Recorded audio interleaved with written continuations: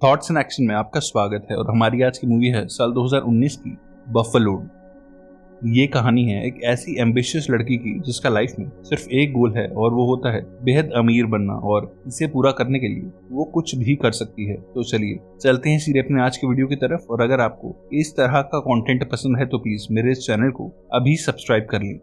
तो ये कहानी शुरू होती है न्यूयॉर्क के बफलो एरिया से, जहां हम पैग नाम की एक छोटी बच्ची को देखते हैं। पैग एक बेहद एम्बिशियस और स्मार्ट बच्ची होती है और पहले ही सीन में हम उसे अपने भाई जे और माँ के सामने एक फूड कार्ट का आइडिया प्रेजेंट करते हुए देखते हैं, जो एश्योर करती है कि उसके खाने के बिजनेस से उन्हें अच्छा रिटर्न आएगा। उसकी प्रेजेंटेशन बेहद अच्छी होती है, पर पैग की माँ उसे ये सब छोड़ के पढ़ाई पे ध्यान देने को बोलती है, क्योंकि ये उसकी स्कूल जाने की उम्र है। जहाँ पैग का भाई टीवी पे कार्टून्स और फनी शोज देखता है, वहीं वो इतनी सी उम्र में बिजनेस आइडियाज वाले शो देखने लगती है। पैसे कमाने की अपनी इसी जिद की वजह से वो सिर्फ 9 साल की उम्र में अपना पहला चिकन विंग्स बेचने का बिजनेस शुरू करती है। ये बिजनेस अच्छा चलता है और पहली बार अपने कमाए हुए पैसों को अपने हाथ में लेके पैग को बेहद अच्छा फील होता है। वो अब अपनी माँ से पॉकेट मनी मांगना बंद कर देती है और पैसा सेव करने लगती है, और उसके अंदर एक अलग लेवल का कॉन्फिडेंस आता है, जहाँ वो अपने स्कूल के बाकी बच्चों से ज्यादा स्मार्ट और कॉन्फिडेंट फील करती है। ऐसे ही पैग बड़ी होने लगती है और हाई स्कूल में आने तक वो अपने भाई जे के साथ सिगरेट्स बेचने लगती है, जहाँ स्मोक करने वाले स्टूडेंट्स की भीड़ लग जाती है। और जब एक लड़का बिना पैसे दिए उससे सिगरेट छीनने की कोशिश करता है, तब पैग उससे भिड़ जाती है, क्योंकि वो कभी अपने बिजनेस में लॉस फेस नहीं करती। स्कूल के बाद जब पैग अपने कमाए हुए पैसे गिन रही होती है, तब जे के साथ उसकी माँ उसके रूम में आती है और उसे एक लेटर दिखा के कहती है कि तुम्हें एक अच्छे कॉलेज में एडमिशन मिल गया है। डिनर के टाइम पे पैग ये रियलाइज करती है कि उसके कॉलेज की फीस बेहद ज्यादा है और अपने सेव करे हुए सारे पैसे लगा के भी वो सिर्फ एक सेमेस्टर की ही फीस भर पाएगी। पर पैग की माँ कहती है कि मैं तुम्हारे लिए बैंक से एक लोन ले लूंगी। पर पैग को लोन का आइडिया अच्छा नहीं लगता, क्योंकि वो नहीं चाहती कि उसकी माँ उसके लिए सालों बैंक की ईएमआईज भरे, और वो जल्दी जल्दी पैसा कमाने का कोई आइडिया सोचने लगती है। अगले दिन पैग एक फेमस फुटबॉल मैच के स्टेडियम के बाहर जाके उसकी नकली टिकट्स बेचने लगती है, और अपनी बात करने और सेलिंग स्किल्स के साथ वो कुछ ही घंटों में मल्टीपल फुटबॉल फैंस को ढेर सारे टिकट्स बेच डालती है। अब पैग के पास इतना कैश इकट्ठा हो जाता है कि वो अपने कॉलेज की 2 साल तक की फीस भर सकती है। पर तभी 2 पुलिस वाले उसे देख लेते हैं और नकली टिकट्स बेचने और लोगों के साथ स्कैम करने के लिए उसे अरेस्ट कर लिया जाता है।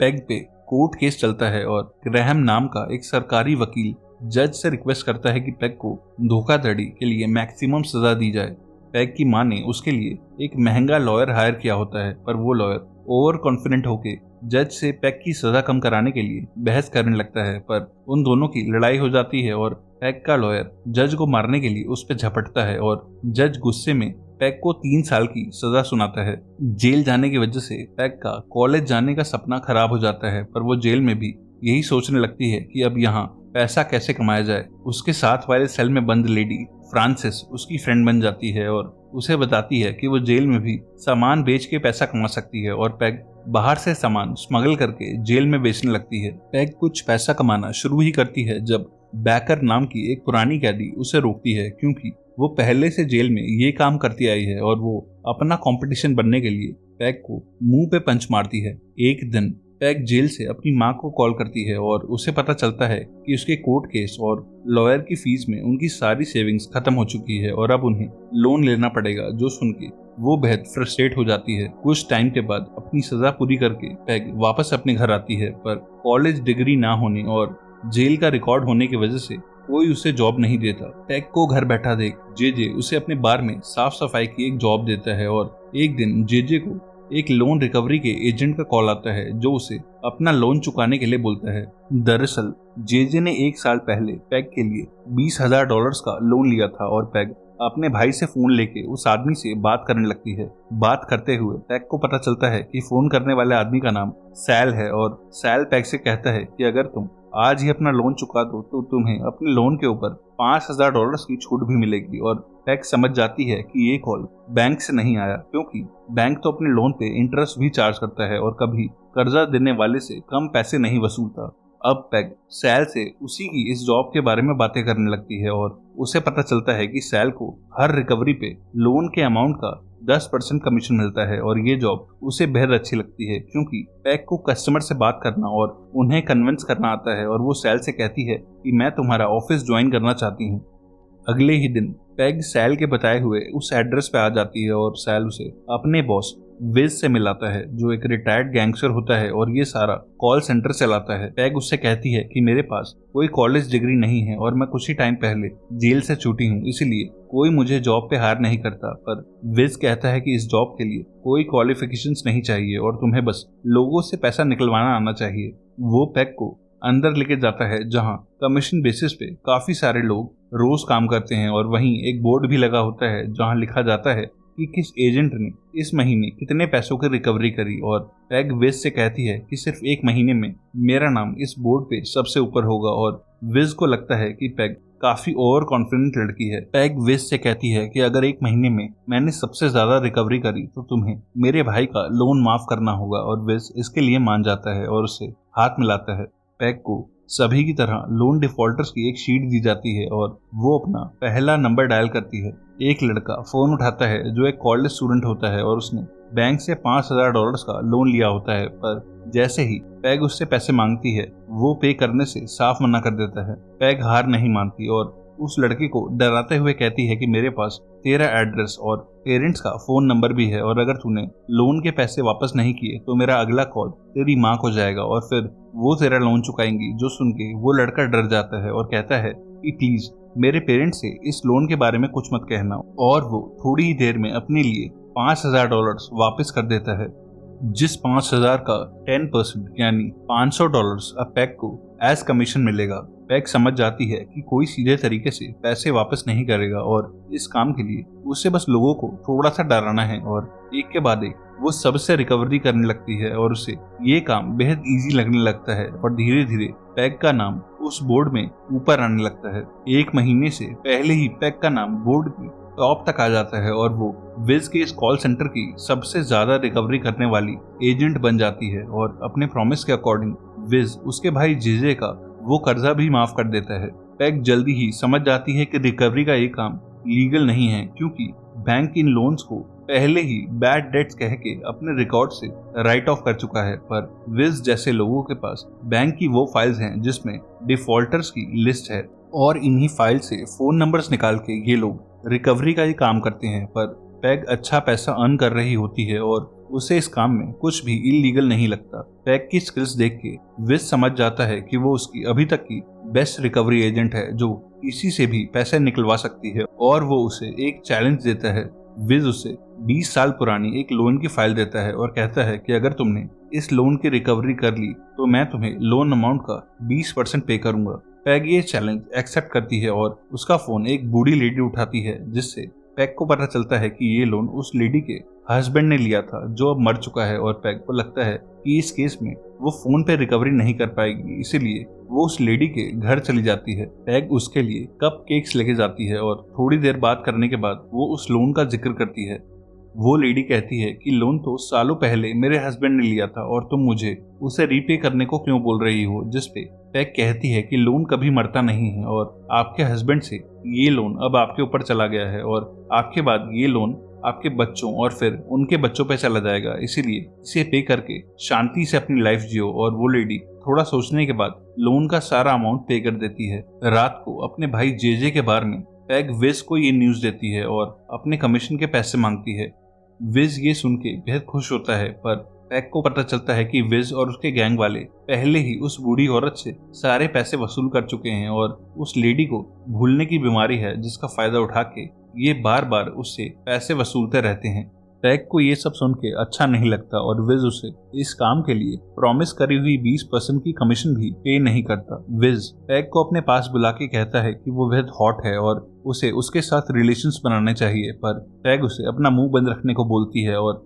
डिसाइड कर लेती है कि वो आज के बाद विज के साथ काम नहीं करेगी। जेजे की ही बार में ग्रैहम भी होता है। ग्रैहम वही सरकारी वकील होता है जिसने नकली टिकट बेचने के लिए पैग को जेल भिजवाया था और वो अब शहर की पुलिस के साथ मिलकर विज और उसके लोन रिकवरी के इलीगल धंधों को बंद करवाना चाहता है। ग्रैहम को पैग पसंद होती है, इसलिए वो उसे विज के धंधों से दूर रहने के लिए कहता है और पैग और वो सारी रात साथ में गुजारते हैं और वो भी अब ग्रैहम को पसंद करने लगती है। अपने ईमानदार नेचर के लिए वो ये बात ग्रैहम से छुपाती है, पर अगले ही दिन पैग अपनी खुद की लोन रिकवरी एजेंसी खोलने का फैसला करती है। सबसे पहले वो विज के कजन भाई मिच के घर जाती है और अपनी सेविंग्स के पैसों से वो फाइल्स खरीदती है जिसमें बैंक्स के लोन डिफॉल्टर्स का डेटा होता है। और क्योंकि मिच की अपने भाई विज से लड़ाई हो चुकी होती है, इसलिए वो भी विज को बिना बताए ये फाइल्स पैग को बेचने लगता है। इसके बाद पैग लोन रिकवरी के लिए स्टाफ हायर करने लगती है और सबसे पहले वो अपनी जेल की पुरानी फ्रेंड फ्रांसिस को हायर करती है, क्योंकि फोन पे फ्रांसिस की आवाज़ सुनते ही मेल डिफॉल्टर्स अपना पैसा वापस देने लगेंगे। इसके बाद वो एक इंडियन लड़के प्रकाश को भी हायर करती है जो एक कमाल का सेल्समैन होता है, और वो एक चाइनीज लेडी जिन को भी हायर करती है जो अपने लैंडलॉर्ड्स को बिना रेंट दिए सालों से फ्री में रह रही होती है। सबसे एंड में वो बेकर को हायर करती है जिसने सामान बेचने के लिए जेल में उसे मारा था, और वो रिसेंटली ही जेल से बाहर आई है क्योंकि बेकर लोगों को इजीली फोन पे डरा पाएगी। इन सब को हायर करने के बाद पैग एक छोटा सा ऑफिस रेंट करती है और मिच से मिली फाइल्स के पेजेस इन सबको दिखाती है और लोन रिकवरी की ट्रेनिंग देने लगती है। पैग की दी हुई कोचिंग कमाल करने लगती है और उसके सभी साथी जल्द ही लोन रिकवरी करने लगते हैं। उनका बिजनेस स्पीड पकड़ता है और जल्द ही रिकवरी का पैसा तेजी से आने लगता है, और पैग कैश को काउंट करने के लिए काउंटिंग मशीन्स भी मंगवाती है। पर इस तेजी से ग्रो करते हुए बिजनेस की न्यूज विज तक भी पहुंच जाती है क्योंकि पैग की एजेंसी उसके बिजनेस के लिए अब एक कंपटीशन बन जाती है। एक दिन विज पैग के ऑफिस में कॉल करके उसे धमकी देता है और कहता है कि अपना बिजनेस बंद कर दे वरना तेरी लाइफ बेहद मुश्किल होने वाली है। अगले दिन से विज के लोग पैग को तंग करने लगते हैं। कभी वो उनके ऑफिस की इलेक्ट्रिसिटी काट के भाग जाते हैं और कभी वो पैग के एम्प्लॉय प्रकाश को पीटने के लिए उसके पीछे भागते हैं। एक दिन वो पैग के ऑफिस के सामने आके तमाशा भी करते हैं, पर पैग उन्हें भगा देती है और अपने एम्प्लॉयज से कहती है कि इन लोगों से डरने की जरूरत नहीं है। पैग को अब और तेजी से ग्रो करना होता है, इसलिए वो मिच को एक बैग भर के पैसे देती है और उससे और नई फाइल्स खरीदती है। पर सारे पैसे मिच को देने की वजह से उसके पास अपने एम्प्लॉयज को पे करने के लिए पैसा नहीं बचता, और वो सबको कन्विंस करती है कि इन फाइल्स के डेटा से हम और भी ज्यादा अर्न करेंगे और मैं सबको डबल कमीशन पे करूंगी। इस न्यूज से पैग की टीम थोड़ी अपसेट हो जाती है और पैग सबका मूड ठीक करने के लिए सबको लेके एक फुटबॉल मैच दिखाने स्टेडियम लेके जाती है। पैग ने सबके लिए फ्रंट रो की वीआईपी सीट्स बुक करी होती हैं और पहली बार वीआईपी सेक्शन में बैठ के सभी बेहद खुश होते हैं। थोड़ी देर के बाद जब पैग वॉशरूम जाती है तब कोई उसके ऊपर ढेर सारा ब्लड फेंकता है, और वापस आने पर उसे देख के उसके साथियों को उसकी टेंशन होने लगती है। वापस आने पर सब देखते हैं कि किसी ने उनके पीछे से इनके ऑफिस में तोड़फोड़ करी है और इनकी मिच से खरीदी हुई फाइल्स और रिकवरी के चेक्स भी मिसिंग हैं, जो देख के सबको बेहद गुस्सा आता है और पैग समझ जाती है कि ये विज का ही काम है। तभी घबराई हुई हालत में जेजे उसे कॉल करता है और पैग फौरन जेजे के बार में जाती है जहां विज अपने आदमियों के साथ बैठा होता है। यहाँ पैग को पता चलता है कि विज ने जेजे के बार पे कब्जा कर लिया है और वो लोग पुलिस को भी नहीं बुला सकते क्योंकि लोन लेते वक्त जेजे ने अपने बार के पेपर्स गिरवी रखे थे और विज का कहना है कि उसने अपना लोन कभी वापस ही नहीं किया। पैग को विज पे बेहद गुस्सा आता है, पर वो लीगली उसका कुछ नहीं बिगाड़ सकती और वो जेजे को समझा के वहां से ले जाती है। इसके बाद पैग सज धज के रेडी होती है और ग्रैहम को सेड्यूस करने शाम को उसके ऑफिस चली जाती है। यहाँ वो ग्रैहम के साथ कुछ वक्त बिताती है और जैसे ही वो अपने ऑफिस से बाहर जाता है पैग उसकी सेक्रेटरी बन के पुलिस को फोन कर देती है और विज के ऑफिस का एड्रेस देके उनसे कहती है कि यहाँ कुछ इलीगल काम चल रहा है। और थोड़ी देर में पुलिस वाले विज के कॉल सेंटर पे छापा मारते हैं और जब उन्हें अरेस्ट किया जा रहा होता है तभी पैग के साथी विज के ऑफिस में घुस के अपनी चुराई हुई फाइल्स निकाल के ले जाते हैं। फाइल्स वापस आने के बाद पैग की एजेंसी दोबारा शुरू हो जाती है और अब वो फिर से स्मूथली पैसे कमाने लगते हैं। रिकवरी करते हुए पैग का प्रॉफिट अब $1 मिलियन तक पहुंच जाता है और वो अपने प्रॉमिस के अकॉर्डिंग अपने सभी एम्प्लॉयज को भी डबल कमीशन पे करती है। एक दिन उसे फिर से विज का कॉल आता है जो जेल से बाहर आ चुका होता है और पैग से कहता है कि इस बार वो उसे बर्बाद कर देगा, पर वो कहती है कि वो अब उससे नहीं डरती। और फ्रांसिस को जब इसका पता चलता है तो वो पैग को अपनी सेफ्टी के लिए एक हैंडगन देती है। इनकम टैक्स से बचने के लिए पैग अपना कैश बैंक की जगह घर में रखने लगती है और एक दिन ग्रैहम उसके घर आता है। ग्रैहम को पता चल चुका होता है कि उस रात पैग ने उसकी सेक्रेटरी बन के विज के ऊपर रेड करवाई थी और वो पैग से कहता है कि तुम भी विज की तरह लोन रिकवरी का बिजनेस करती हो जो इलीगल है और मैं तुम्हें अरेस्ट होता हुआ नहीं देखना चाहता, इसलिए इसे फौरन बंद कर दो। पैग की माँ ग्रैहम को उनके घर के अंदर खाने के लिए इनवाइट करती है और वहीं उसका भाई जे भी आता है जो पैग को अपने बार को खो देने के लिए रिस्पॉन्सिबल मानता है। पैग और उसके भाई की बहस होने लगती है, पर तभी उनके घर पुलिस आ जाती है जो पैग की माँ और भाई जे को अरेस्ट करने लगती है और घर की तलाशी लेने पर पुलिस को पैग का रखा हुआ कैश भी मिलता है और ग्रैहम को पता चलता है कि किसी ने पैग की माँ और भाई जे की कंप्लेंट करी है कि वो हवाला का बिजनेस करते हैं और अपनी फैमिली पे हुए इस अटैक से पैग और ज्यादा गुस्से में आ जाती है और तभी उसे विज का फोन आता है जो उस पे हंसता है और पैग समझ जाती है कि उसे डराने के लिए अब विज उसकी फैमिली को टारगेट कर रहा है। पैग गुस्से से पागल हो जाती है और वो वहीं से भागते हुए विज के ऑफिस के बाहर जाती है और फ्रांसिस की दी हुई उस गन से हवा में फायरिंग करती है। विज पैग को गोली चलाने के लिए प्रवोक करने लगता है, पर पैग उसे शूट नहीं करती और उसके पैरों के बीच में किक मारती है और उसके ऊपर चढ़ के उसे बुरी तरह पीटने लगती है। ग्रैहम और पुलिस वाले बीच में आके पैग को रोक लेते हैं और पैग को बिना लाइसेंस की गन चलाने के लिए अरेस्ट कर लिया जाता है। अगले दिन ग्रैहम पैग की बेल करवाता है और उससे रिक्वेस्ट करता है कि वो ये रिकवरी का काम बंद कर दे क्योंकि ये इलीगल है, पर पैग के दिमाग में इस वक्त सिर्फ बदला चल रहा होता है क्योंकि विज ने उसकी फैमिली पे अटैक किया था।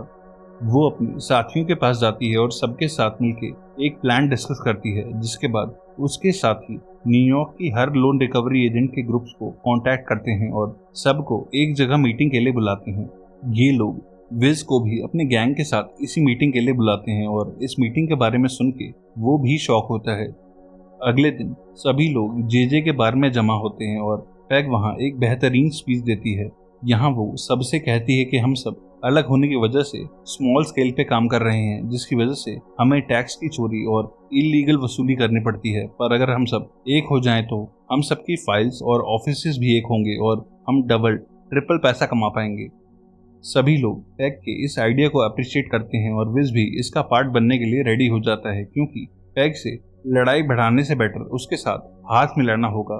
पर तभी विज को एक हिडन कैमरा नजर आ जाता है और वो पैग से पूछता है कि ये सब क्या है। दरअसल पैग ने पहले ही ये बिजनेस छोड़ने का मन बना लिया था, पर उसके बाद भी विज और ये सभी गैंग वाले इस बिजनेस को करते ही रहते, इसलिए जब ये सब यहाँ मीटिंग के लिए आए तब पैग ने ग्रैहम की मदद से इन सब के ऑफिसेस पे रेड पड़वा दी, जहां पुलिस ने उनकी सारी फाइल्स भी सीज कर ली और पुलिस विज के भाई मिच को भी बैंक की फाइल्स बेचने के लिए अरेस्ट कर लेती है। ग्रैहम पुलिस के साथ इस बार में आके इन सबको भी अरेस्ट करवाता है क्योंकि इन सब ने ऑन कैमरा इस बिजनेस में होने की बात कबूली है। इस सब के बाद पैग वहां से बाहर आती है क्योंकि उसका एक लास्ट काम अभी बाकी होता है और वो ग्रैहम के ऑफिस जाती है और उसकी सेक्रेटरी को आज की बड़ी अरेस्ट के लिए कांग्रेचुलेट करती है और एक पार्टी के लिए कुछ सामान लाने के लिए बाहर भेज देती है। उसके जाते ही पैग वो सारी फाइल्स के बॉक्सेस निकालती है जो आज पुलिस ने सीज किए थे और वो उन सब को एक जगह इकट्ठा करती है और अल्कोहल डाल के उन सब में आग लगा देती है। ये कर्जा $10 मिलियन से भी ज्यादा का होता है और उन फाइल्स को जलता हुआ देख के पैग को सेटिस्फेक्शन मिलता है क्योंकि उसने हजारों लोगों का कर्जा खत्म कर दिया जिन्हें अब विज या कोई और रिकवरी एजेंट फोन करके कभी डरा नहीं सकेगा।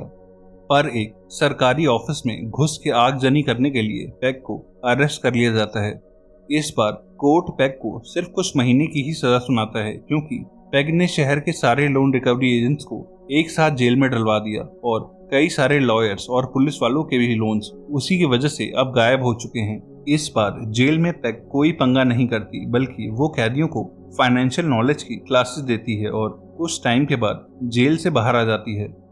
उसकी फैमिली और फ्रेंड्स उसके लिए एक वेलकम पार्टी रखते हैं और सब उसे कलेक्ट करके $20,000 कैश देते हैं ताकि पैग एक नया और लीगल बिजनेस शुरू कर सके।